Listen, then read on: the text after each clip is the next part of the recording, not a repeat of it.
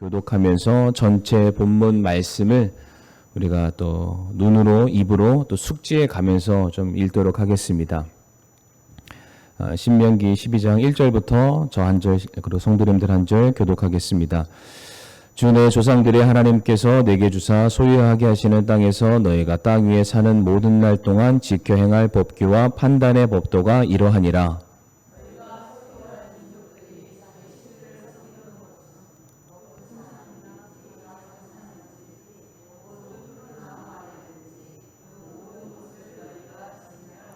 그들의 제단들을 헐며 그들의 기둥들을 깨뜨리고 작은 숲들을 불로 태우며 또 그들의 신들을 새긴 형상들을 찍어 넘어뜨려 그들의 이름들을 그곳에서 멸하라.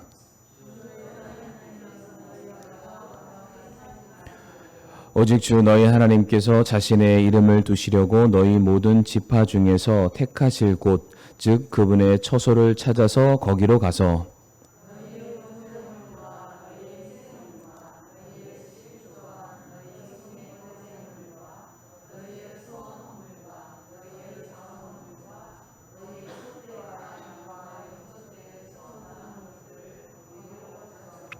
거기서 주 너희 하나님 앞에서 먹고 너희 곧 너희와 너희 집안이 너희 손으로 행한 모든 것, 즉 주 내 하나님께서 내게 복을 주신 모든 것으로 인하여 기뻐할지니라.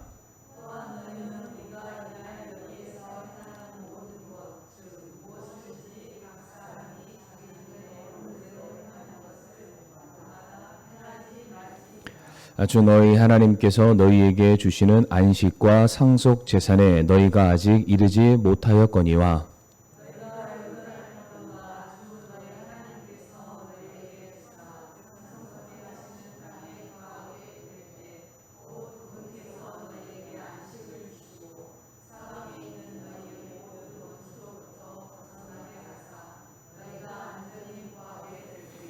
주 너희 하나님께서 자신의 이름을 두시려고 한 곳을 택하시리니 너희는 내가 너희에게 명령하는 모든 것을 가지고 거기로 가되 곧 너희의 번제 헌물과 너희의 희생물과 너희의 11조와 너희 손의 거제 헌물과 너희가 주께 서원하는 최상의 모든 서원 헌물을 가지고 가서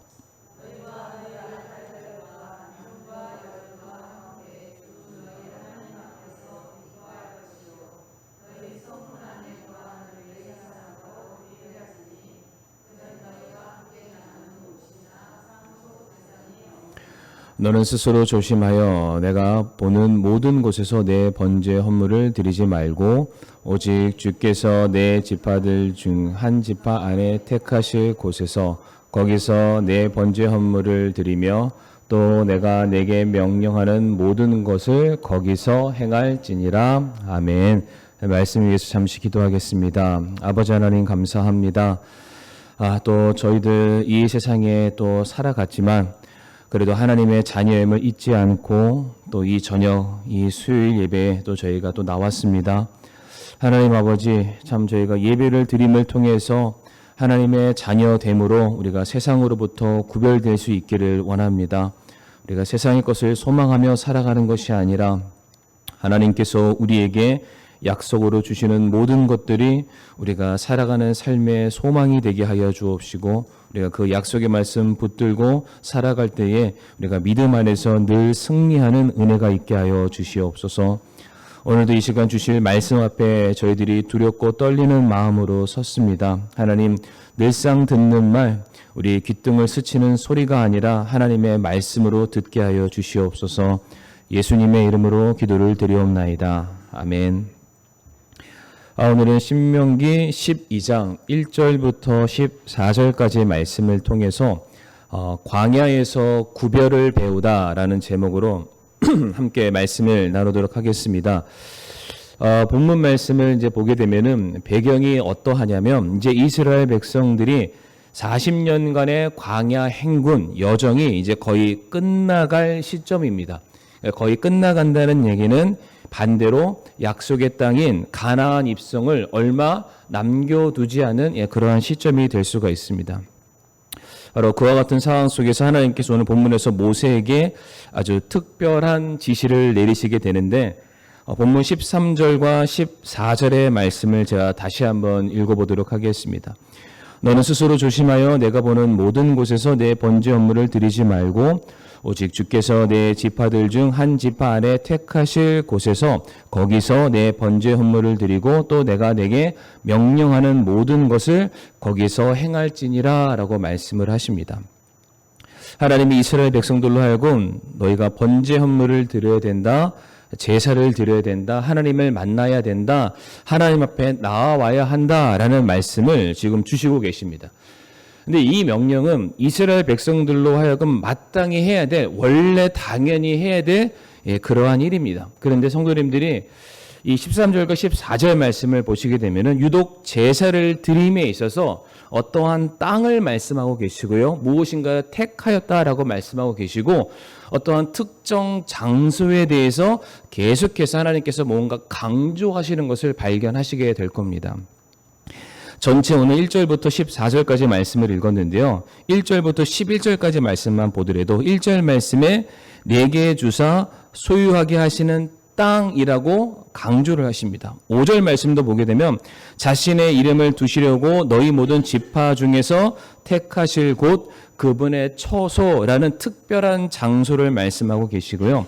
10절 말씀도 눈으로 한번 보시게 되면은 너희 하나님께서 너희에게 주사 상속하게 하시는 땅에 거하게 될 때 11절 말씀에 주 너희 하나님께서 자신의 이름을 두시려고 한 곳을 택하시리니라고 되어 있습니다. 계속해서 어떠한 특정한 장소에 대해서 계속해서 강조하시는 것을 우리가 보게 되는데 왜 하나님께서는 다른 곳이 아니라 오직 한 곳을 택하셔서 이스라엘 백성들로 하여금 그 곳을 중심으로 하여서 신앙생활, 예배를 드리도록 명령하셨을까? 저는 이것이 오늘 본문에 나와 있는 제목이죠. 설교 제목, 구별이라고 말씀을 드리고 싶습니다. 그러니까 많고 많은 것 중에 하나님께서 굳이 사랑하는 백성들을 부르셔서 너희가 서야 할 곳이 있다. 너희가 가야 할 곳이 있다. 너희들이 해야 할 때가 있고 너희들이 무엇인가 드려야 될 장소가 있음을 계속해서 말씀을 하고 계시는데 과연 무엇으로부터의 구별을 우리에게 원하시는 걸까? 우리가 두 가지를 한번 살펴볼 텐데요. 첫 번째로는 하나님께서는 이스라엘 백성들이 예배를 통해서 구별되기를 간절히 원하고 계십니다. 다른 것이 아니죠. 하나님의 백성이 예배를 드림으로써 하나님의 백성이라는 것이 당연히 드러날 수밖에 없습니다. 지금도 너무나도 마찬가지죠. 물론 우리가 이 세상을 이분화시킬 수는 없습니다만 이 자리에서 예배를 드리는 하나님의 백성들이 있는가 하면 동일한 예배 시간이지만은 이 자리를 벗어나서 자기를 위해서 자기의 인생을 위해서 시간을 보내는 사람들이 있습니다.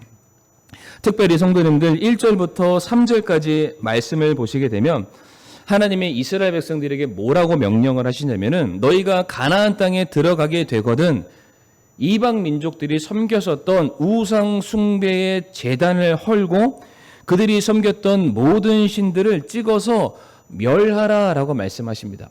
그러니까 물론 땅을 정복하게 되었을 때 그 땅에 속한 모든 것들을 멸하라라는 것이 항상 가나안 정복과 관련된 하나님의 공통적인 명령이었습니다. 그런데 여기에서는 그것보다 더 깊숙이 들어서 말씀하시기를 꼭 우상 숭배의 제단을 헐어야 되고 그것과 관련된 모든 것들을 진멸하라, 남겨두지 말라는 것이죠. 먼지로 만들어서 후 불어서 아무것도 남지 않게 만들어야 된다라고 말씀을 하십니다.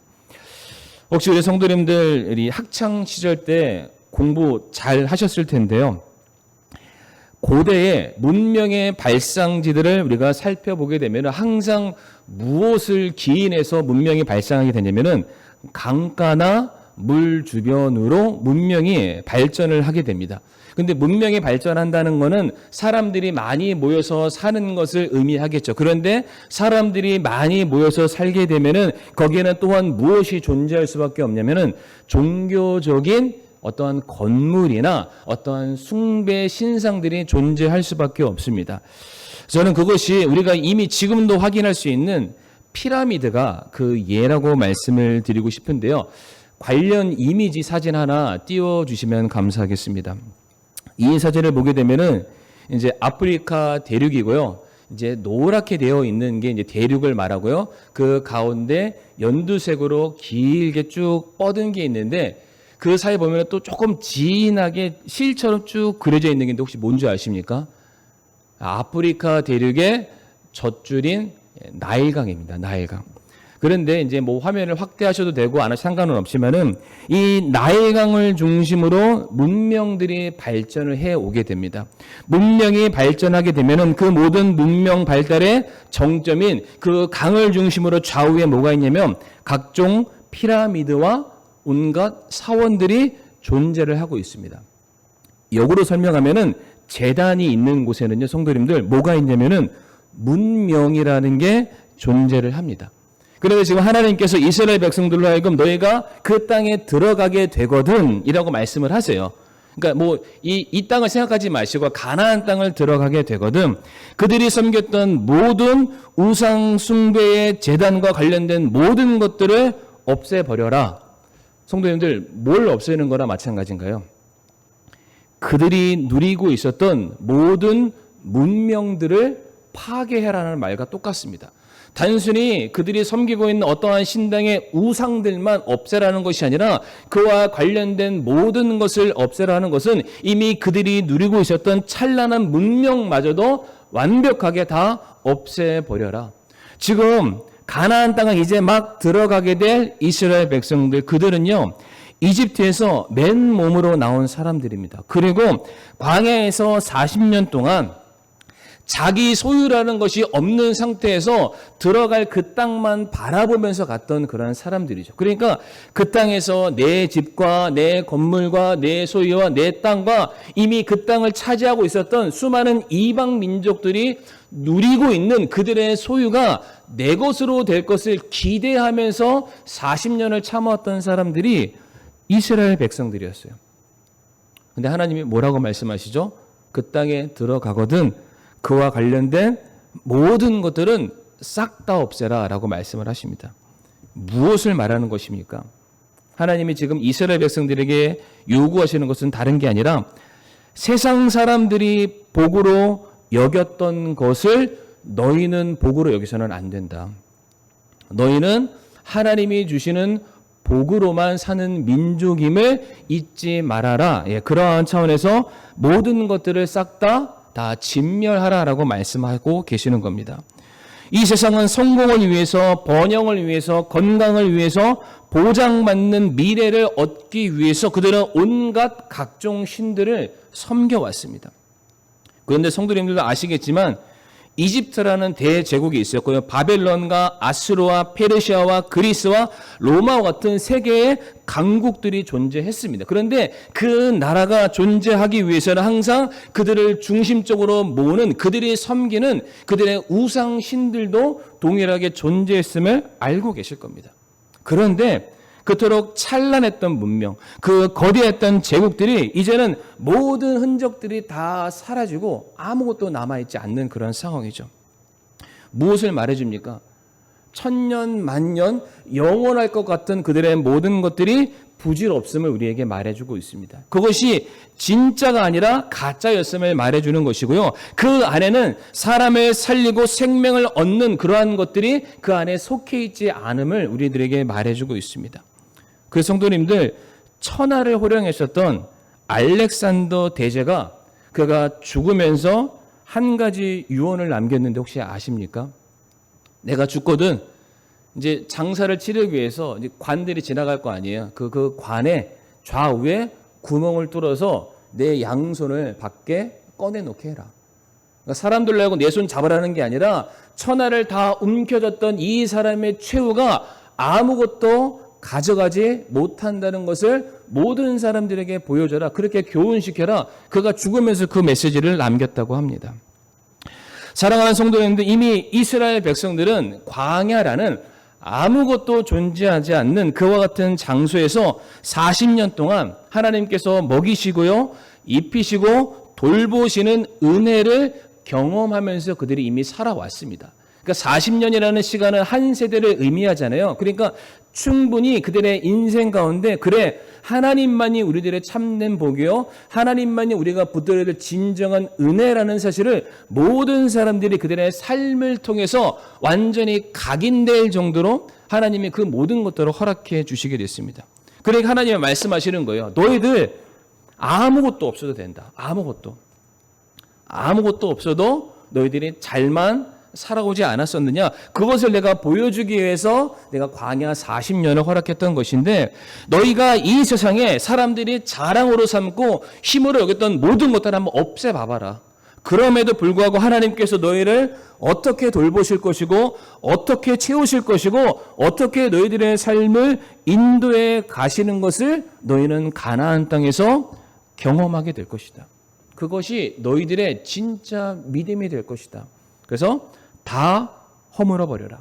이 세상의 것들이 하나님만을 바라보는 모든 일들에 있어서 결코 장애물이 되고 발목을 붙잡는 것들이 되어서는 안 된다. 다 허물어 버려라 라고 명령을 하고 계십니다. 세상으로부터 구별될 것을 명령하시는 거죠. 특별히 이어지는 4절 말씀 우리 성도님들 한번 읽어보시겠습니다. 4절 말씀 읽어보실까요? 시작.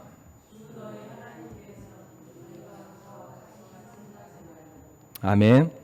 여기서 너희가 그와 같이 행하지 말고라는 뜻은요.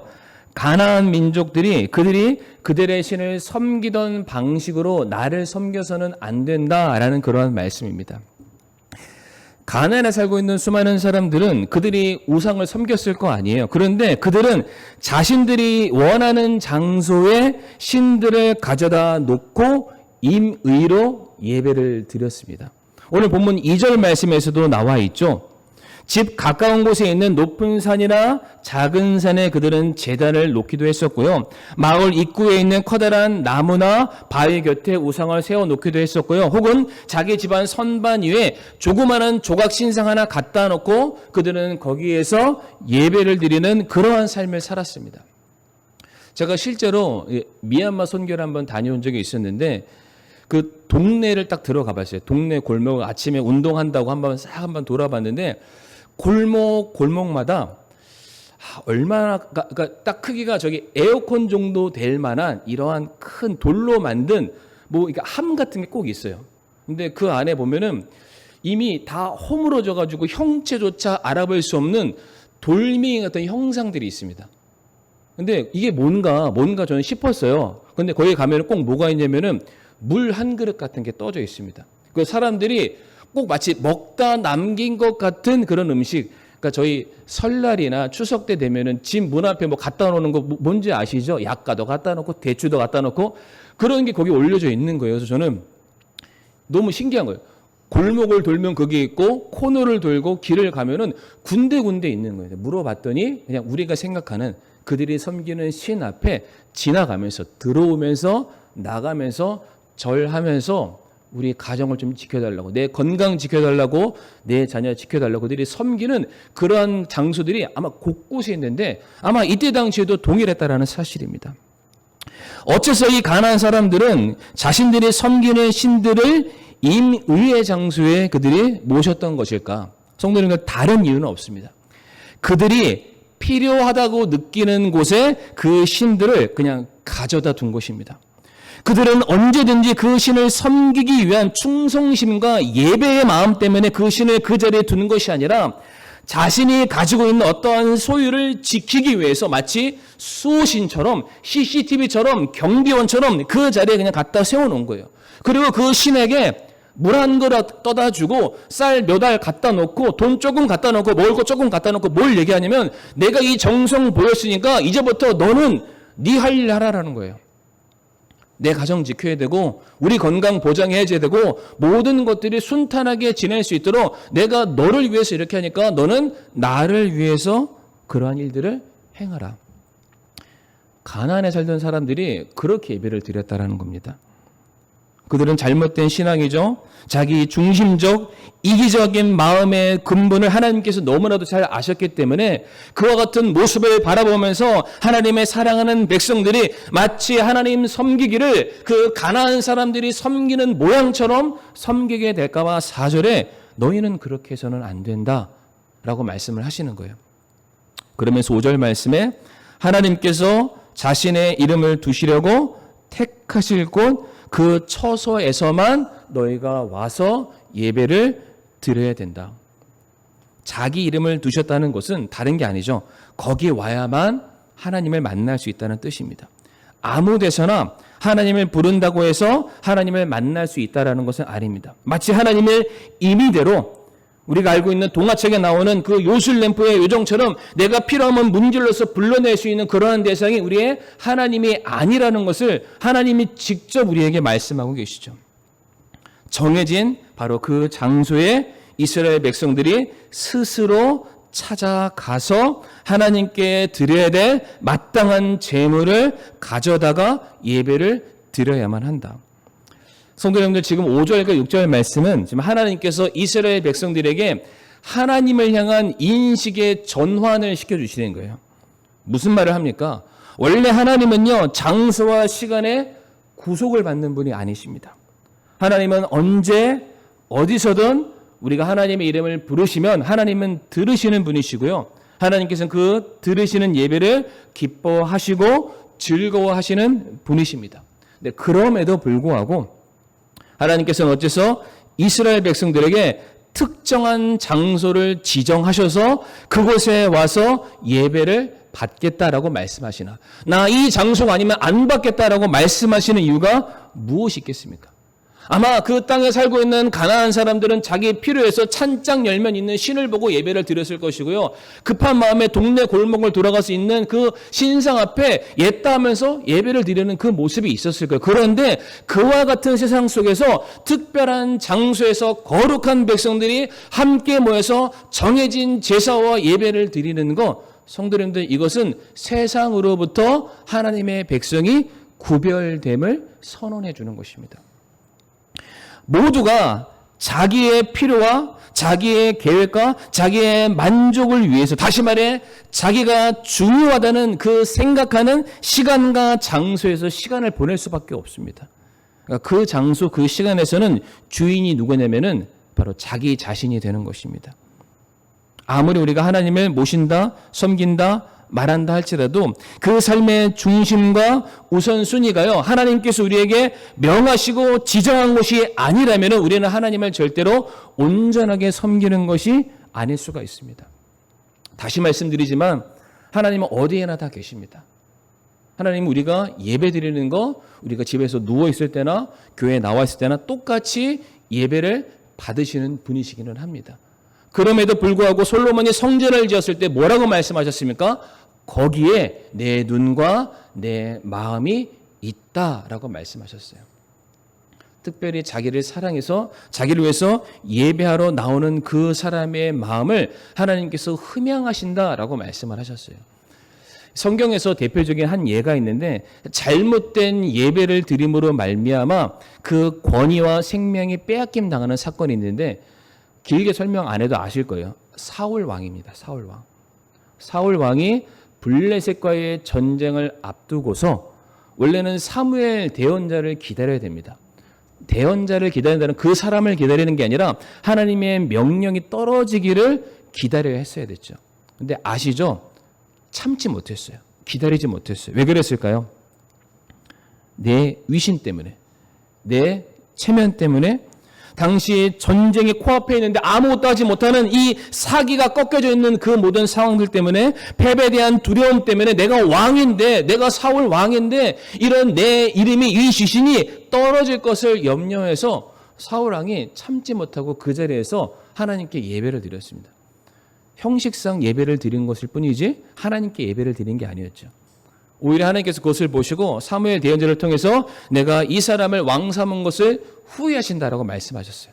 그런데 그때 사울이 사무엘에게 뭐라고 말씀하신 줄 아세요? 하나님께 가서 그래도 나 좀 복 좀 달라, 그렇게 얘기를 했어요. 그 하나님을 가나안 사람들이 섬기는 것처럼 내가 그래도 할 도리를 할 테니까 하나님은 나를 위해서 당신의 일을 해라, 똑같지 않습니까? 하나님께서 다 거둬가셨어요. 이 세상과 구별되지 않았기 때문에 이 세상에 내려질 심판을 그대로 사울에게 하나님께서 내리신 것입니다. 하나님은 저와 성도님들에게 무엇을 요구하십니까? 예배를 통해서 우리가 구별된 하나님의 백성임을 보이기를 원하고 계십니다. 이스라엘 백성들에게 너희가 가나안 땅에 들어갔을 때 그들과 똑같이 살아라라고 말씀하신 것이 아니라 그들과 분명히 구별된 모습으로 너희들이 살아가야 되는데 그것은 하나밖에 없다.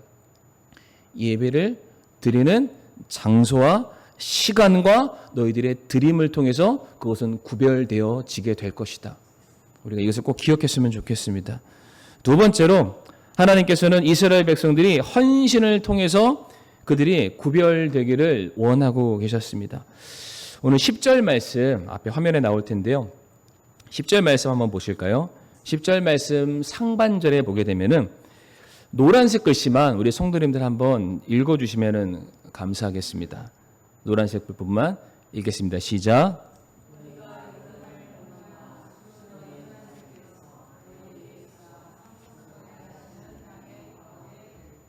아멘.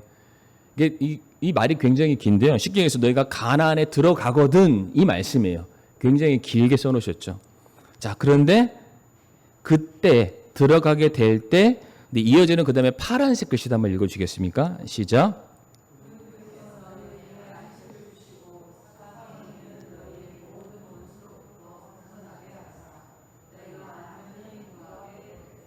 아멘.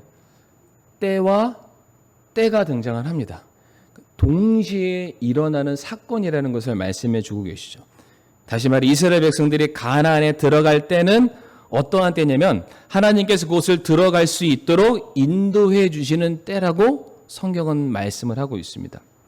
그러니까 우리는 가나안이 젖과 꿀이 흐르기 때문에 그 땅을 좋은 땅이라고 생각을 하고 있는데 이 말씀을 보니까 그 땅에 젖과 꿀이 흐르기 때문에 좋은 땅이 아니라 하나님께서 그 땅에 안식을 허락하셨고요. 하나님께서 그 안에 살고 있는 원수들로부터 자기 백성을 보호하시기로 작정하셨기 때문에 이스라엘 백성들은 그 땅에 들어갈 수 있는 것이고요. 그 땅이 젖과 꿀이 흐르는 좋은 땅이 될 수 있다라는 사실이죠. 그래서 하나님께서 이 10절 말씀을 통해서 무엇을 우리에게 강조하시냐면 나는 내가 너에게 약속한 것을 반드시 지키겠다. 너희가 들어가는 것은 너희들의 힘으로 들어가는 것이 아니라 내가 너에게 약속했고 내가 그것을 이행하기 위해서 내가 대신 싸울 것이고 그 땅에 필요가 있다면 내가 너희들에게 채울 것이다. 이게 10절 말씀이에요. 그러면서 이어지는 11절 말씀에 나는 내 의무를 다할 테니 너희는 너희의 의무를 다해야 된다. 11절 말씀을 주시게 되는데요. 11절 말씀 한번 띄워주시기 바랍니다. 다시 한번 같이 한번 읽어보실까요? 시작.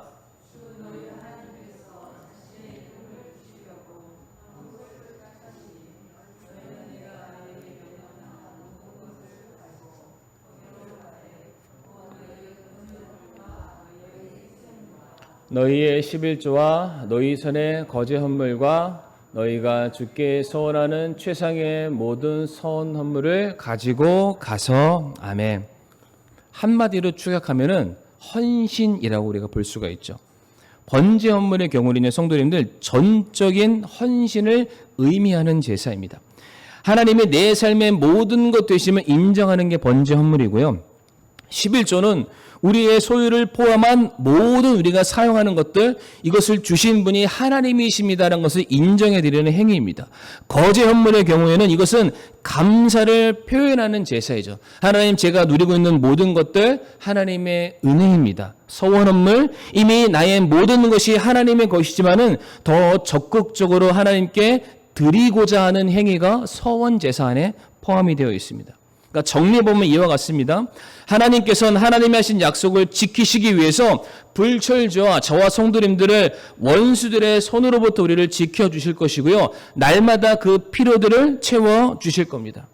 이것이 전적으로 하나님께서 책임지시고 공급해 주시는 부분이라면 그렇다면 이제 저와 성도님들은 뭘 해야 되냐면은 번제나 11조나 거제나 서원제사와 같은 복잡한 제사의 과정으로 보이기는 하지만 한마디로 요약을 하면은 저와 성도님들이 하나님을 하나님으로 인정해 드리고 그분께 내 삶을 전적으로 의탁하는 것. 저 하나님께 내 인생 다 맡겨 드립니다. 생각해 보세요. 번제를 드리고 11조를 드리고 거제를 드리고 서원을 제사를 드린다. 나 아무것도 없는 거예요. 다 드린다라는 얘기예요. 근데 다 드리는 게 결국엔 내가 아무것도 없어지는 건가요? 아니죠. 하나님께서 그 내 인생을 거두어 가시는 순간 하나님에 속한 모든 은혜가 저와 성도님들의 것이 되는 것입니다. 그러니까 다 바쳐라. 다 바쳐라. 내가 완벽하게 다 책임지겠다라고 지금 말씀을 하고 계세요. 사랑하는 성도님들, 이 가나안에 속해 있던 그 사람들이나 아니 이 땅을 살고 있지만은 하나님을 대적하는 모든 사람들이 지었던 죄가 있다면 그것이 무엇입니까? 로마서 1장 21절부터 23절에 그 죄에 대해서 말씀을 하고 계시는데 우리가 같이 한번 읽어보겠습니다. 로마서 1장 21절에서 23절 말씀 같이 읽겠습니다. 시작. 그들이 하나님을 알되 그분을 하나님으로 영화롭게 하지도 아니하고 감사하지도 아니하며 오히려 자기들의 상상 속에서 허망해지고 또 그들의 어리석은 마음이 어두워졌나니 그들은 스스로 지혜 있다고 선언하나 어리석은 자가 되어 썩지 아니할 하나님의 영광을 썩을 사람이나 새나 네 발 달린 짐승이나 기어다니는 것들과 같은 형상으로 바꾸었느니라. 아멘. 이 땅에 살고 있는 수많은 사람들이 하나님께 지은 죄가 있다면 무엇이냐면 하나님을 알지만 하나님을 영화롭게 하지 않았다라고 말합니다. 하나님께 받은 은혜는 알지만 그 은혜에 대해서 감사하지 않았다라고 말을 하고 있죠. 하나님으로부터 오는 모든 축복들, 그 피로들 때문에 내가 오늘을 살고 오늘의 생명을 가지고 내가 살아가고 있음에도 불구하고 마치 이 모든 것들이 내 노력의 결실인 것처럼 스스로 영광을 가져갔던 우리의 모든 죄악들, 그것이 우리가 하나님과 우리의 관계를 끊어버리게 되는 중요한 원인이었음을 우리에게 말씀하고 계십니다. 그래서 하나님이 이스라엘 백성들에게 말씀하시는 거예요. 마치 너희 스스로가 너희들의 인생을 챙겨가는 것처럼 그렇게 살지 말아라. 그러한 과오, 그러한 실수, 그러한 죄악을 너희가 범하지 않기 위해서 너희들의 삶을 전적으로 하나님께 헌신하는 삶을 너희가 살아야 된다. 단순히 예배를 드린다는 어떠한 장소에 와서 너희들이 가지고 있는 일정한 소유를 바치는 것으로 끝나는 것이 아니라 진짜 너희의 삶이 로마서 12장 1절과 2절에 나와 있는 말씀처럼 이제 너희 몸을 살아있는 산 제사물로 희생물로 드리는 모습을 한번 보여봐라. 지금 그 말씀하시는 거예요. 아니 이 땅에 살고 있는 가나안에 살고 있는 수많은 사람들은 자기 자신을 위해서 하나님을 끌어왔어요. 이용한 거예요. 그런데 오히려 하나님의 원리와 원칙은 정반대의 것입니다. 너희가 하나님을 위해서 너희의 모든 것을 한번 드려봐라. 하나님께서 너희들의 삶을 어떻게 책임지시는지를 꼭 봐라. 하나님은 그러한 분이시다. 그래서 신명기 12장 28절 말씀 보면 뭐라고 되어 있냐면 내가 내게 명령하는 이 모든 말을 듣고 지키라. 이로써 내가 주 내 하나님의 눈앞에 선하고 올바른 것을 행하면 너와 내 뒤를 이을 내 자손들이 영원토록 잘 되리라 라고 되어 있습니다. 다 바쳤는데 오히려 반대인 거예요. 손해가 아니었다라고 말합니다. 희생이 아니었다라고 말합니다. 오히려 그렇게 함이 우리들의 삶의 축복이요 기쁨의 이유가 된다라고 말씀을 하고 계시죠. 성도님들, 이스라엘 백성들이 지금까지 이집트에서 노예 생활을 했던 이유, 그리고 그들이 40년 동안 광야에서 방황하면서 고생했던 이유가 어디에 있습니까? 다른 것이 아니죠. 그들이 하나님을 하나님으로 인정하지 않았기 때문이었습니다. 그들이 하나님을 인정하지 않은 행위는 무엇으로 드러납니까? 예배에 대한 우선순위가 흔들리기 시작했을 때부터. 자신의 삶을 구별해서 하나님께 드리기를 그들이 스스로가 거부하고 세상과 타협하는 바로 그 순간부터 그들은 이집트의 노예가 됐고 광야에서 방황할 수밖에 없었습니다. 참 우리는 이상한 것 같아요. 너무 힘들면 뭐부터 포기하시는 줄 아세요? 내 건강이 안 좋고 컨디션이 안 좋고 세상으로부터 모든 것이 힘들면 차라리 나를 힘들게 하는 것부터 내가 거기서 끊어야 되는데 참 이상해요. 예배부터 그만두세요. 왜 그러신지 모르겠어요. 아니 그렇게 해놓고서는 나중에 뭐라고 말씀하시냐면은 내가 예배 때문에 회복했대요. 이게 어떻게 된 논리인 거예요? 아니 세상으로부터 그렇게 상처받고 그렇게 어려운 일을 겪으면은 차라리 그 울분과 그 슬픔과 그 역경들을 주님 앞에 내려와서 다 쏟아내고 위로받아야 되는데 그 힘든 거를 어디서 푸냐면은 일단 예배부터 끊고 세상 나가시는 거. 그런데 돌고 돌다 보니까 결국 올 때가 여기밖에 없어서 다시 와서 그냥 무릎 꿇고 제가 이렇게 살았던 거 죄송합니다. 다시 재헌신하시잖아요. 다시 재헌신하는 바로 그 자리에서 성도님들의 삶이 마음이 영혼이 회복되는 것을 느끼시잖아요. 그러니까 하나님께서 그러한 삶 다시는 살지 말아라 라고 지금 말씀하고 계십니다. 전적으로 헌신해라. 그렇게 드려지는 바로 그 순간 하나님께서 어떻게 너희들의 삶을 책임지는지를 경험해라 말씀하고 계십니다. 이제 말씀을 마무리하겠습니다. 오늘 본문 1절 말씀 보게 되면 이렇게 되어 있습니다. 주 내 조상들의 하나님께서 내게 주사 소유하게 하시는 땅에서 너희가 땅 위에 사는 모든 날 동안 지켜 행할 법규와 판단의 법도가 이러하니라. 도장을 꽝 찍으신 거예요. 이렇게만 해라. 이렇게만 하면 된다. 세상의 모든 것들 다 진멸해도 괜찮다라는 겁니다. 그 모든 문명들, 모든 우리들의 삶의 편리함들, 풍요로움들 세상이 주는 것이 아니다. 하나님이 주시는 것이다. 그 하나님께 전적으로 헌신해 봐라. 그 은혜가 너희 것이 될 것이다. 바로 이 은혜 가운데 살아갈 수 있는 저리 사랑하는 성도님들이 되시기를 간절히 바라겠습니다. 이 시간 함께 머리 숙여 오늘 말씀 놓고서 우리가 기도할 때에 하나님 제가 세상으로부터 구별될 수 있게 해주세요. 돈으로부터도 다른 나를 힘들게 하는 모든 것으로부터 제가 구별되고 따로 분리돼서 제가 하나님 앞에만 온전히 설 수 있게 해주세요라고 우리가 이 시간 머리 숙여 기도하기를 원합니다.